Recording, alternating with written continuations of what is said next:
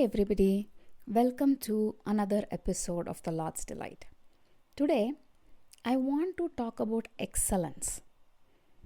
Being excellent in whatever you do, whether your job or whichever you undertake, being excellent at it.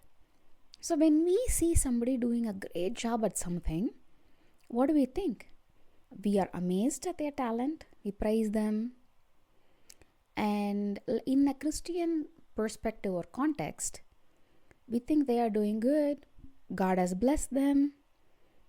So, this excellence, what I am trying to look at it, is that a boon or a bane of a Christian's existence? To be honest, waver on this. So, let's start with the verse that is sort of rooted on what I'm going to talk about. Proverbs 22:29. It says, "See thou a man diligent in his business, he shall stand before kings, he shall not stand before men of low estate." And that's the KJV, right? If you go to ESV, do you see a man skillful in his work? He will stand before kings, he will not stand before obscure men. So God is talking about somebody being skilled at their own work. They will be upheld and stand before, let's say in today's world, the CEOs and not just their managers. And so the diligence and being skillful is something that is praised in the Bible. It is a good thing, and we see that so much in Daniel. If we see Daniel chapter 5, and where the queen talks about, hey, there is this guy. If you go on to read, it actually says that Daniel had a spirit of excellence. So Daniel excelled at everything. Even the people who wanted to find fault with him said, we cannot find fault at the work he does because he's not negligent, he's very diligent. His own accusers, people who want to put him down, his enemies, say of Daniel that he was excellent and we are not going to find fault in his work. Let's find something wrong with his character or a personal life. How awesome is that, to be at a place shining light for God, being an excellence manifested? It is great.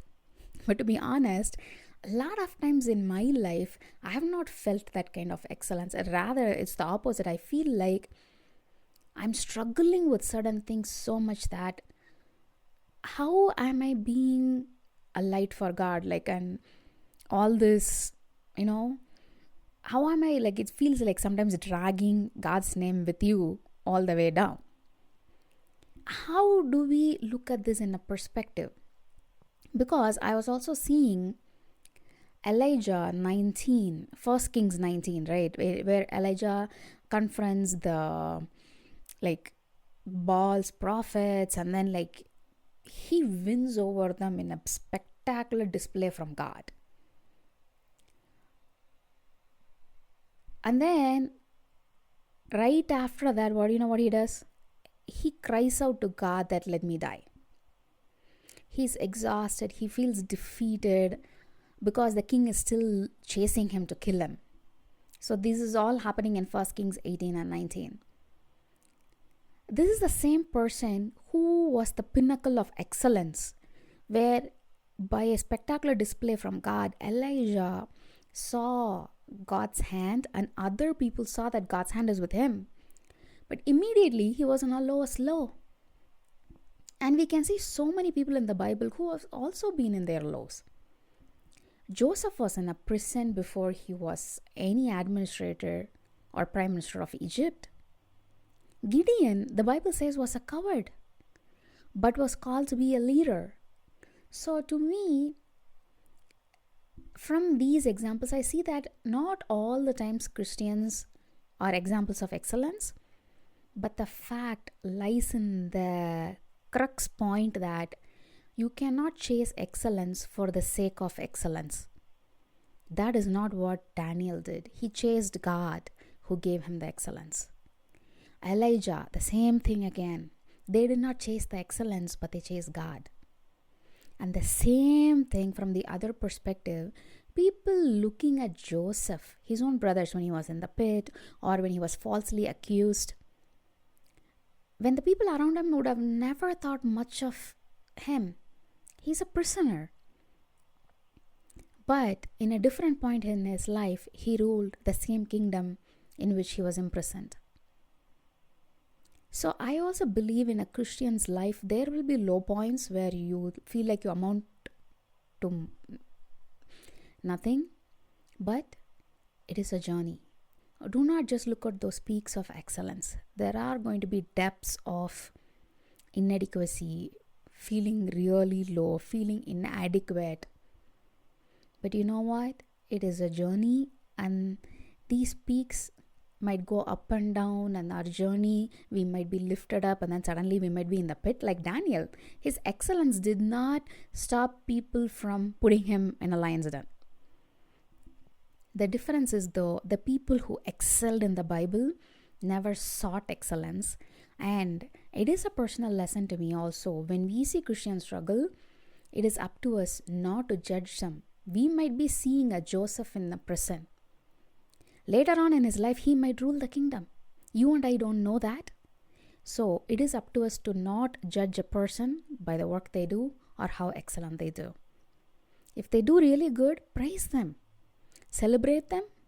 But if they struggle and they are really low, do not look down upon them. Do not judge them. Do not think their faith is not strong enough or their walk with God is not strong enough. If a man who brought out and manifested excellence like Daniel could be in a lion's den, anybody can fall. If a man like Elijah, who saw the spectacular hand of God and displayed it to all those unbelievers on top of the mountain, can the next moment cry out to God for death? We might be seeing somebody in that point. We might not still yet see the display on top of the mountain. So I just want you to take away these 2 points. One, if you are struggling, if you feel like you're not excellent in what you're called to, hold on to God. Because you're not chasing excellence. Make sure your eyes are on God. And number 2, do not judge a fellow Christian who is struggling, who is not excelling, based on where they are at their point in life at that time. It's only between them and God. That journey is between them and God. Just come aside to them. Help them in a way you could. If not, just hold them up in prayer. I hope this helps you, encourages you. I'll see you next week. Bye.